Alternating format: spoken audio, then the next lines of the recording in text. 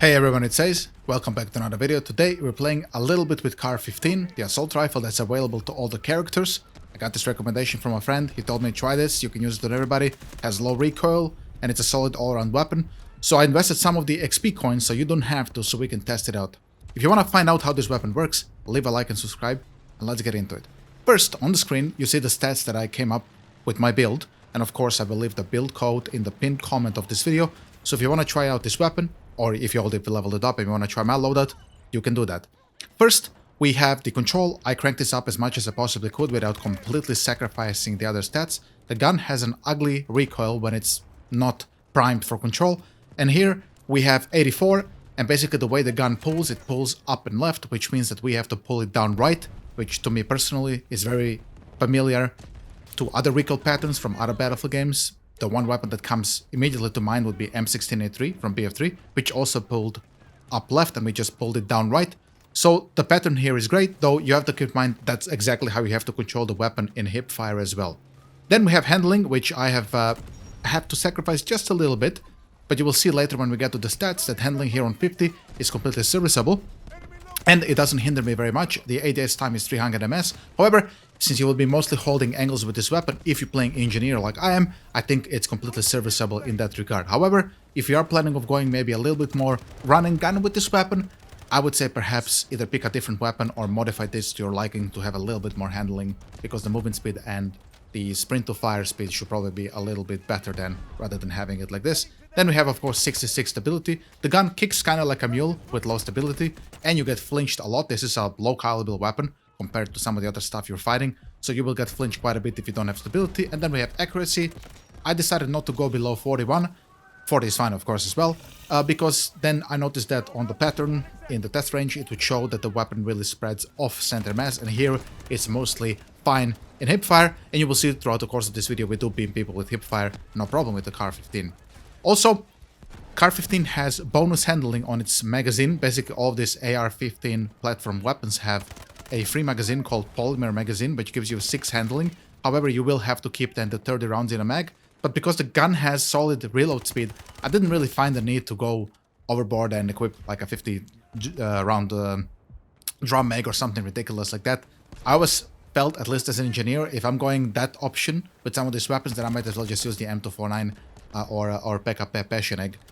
I have been using the CAR-15 now for a few days consecutively, mostly on engineer, because I didn't have access to some of the battle rifles that I want to use that I really like, other than the G3.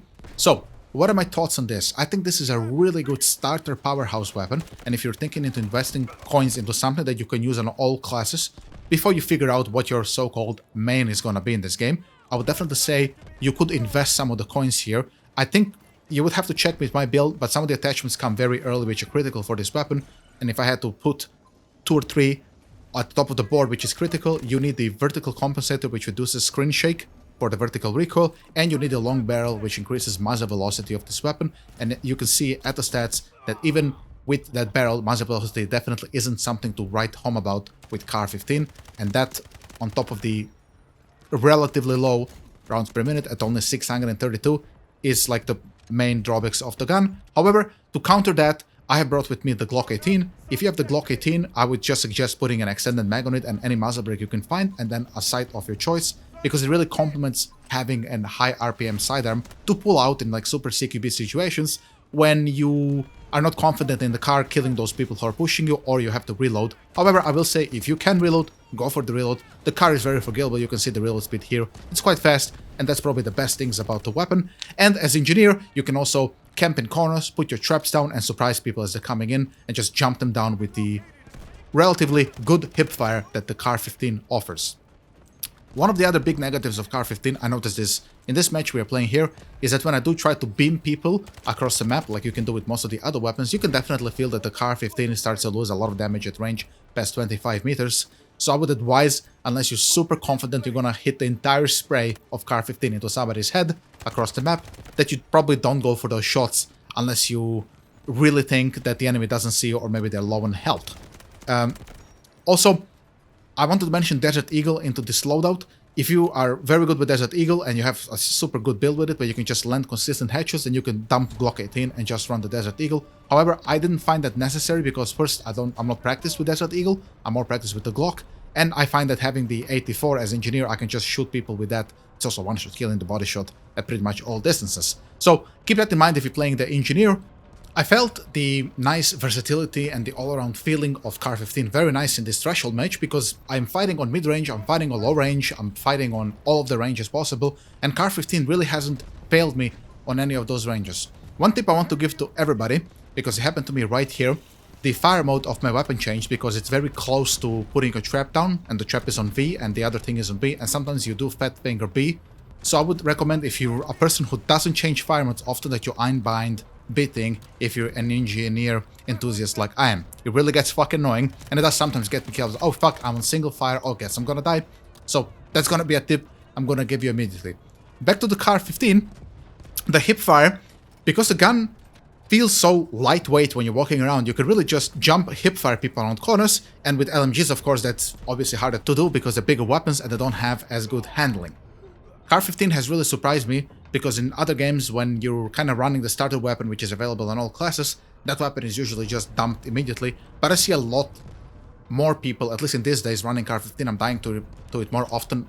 Even people who are assault or medic. Maybe people figured out that on some of these fucking AIDS maps, having a really all-rounder weapon is probably a good thing. And I definitely commend this weapon for performing this duty quite well, when the other guns have maybe failed me more. For example, I remember some of the matches when I was using the G3 or the CAR-H. Sometimes when people push you very closely on short range and you're not ready because the guns don't have the same versatility as CAR-15, I kind of started to compare, hey, as engineers, sometimes it's just so nice to have that option. You can see I'm bobbing and weaving here with the CAR-15, dodging all those bullets like I'm Neo from Matrix. We're gonna live with a little bit of HP and we're gonna run out to try to maybe surprise some of the enemies here, kill whoever we can to lay off some pressure of city. You can see here from hipfire is completely fine at 41. You just still shoot everybody at center mass. That's why I left the hipfire where it was at 41 rather than investing more into it. However, if you're gonna go with the full hipfire CAR-15, it's also definitely a completely serviceable option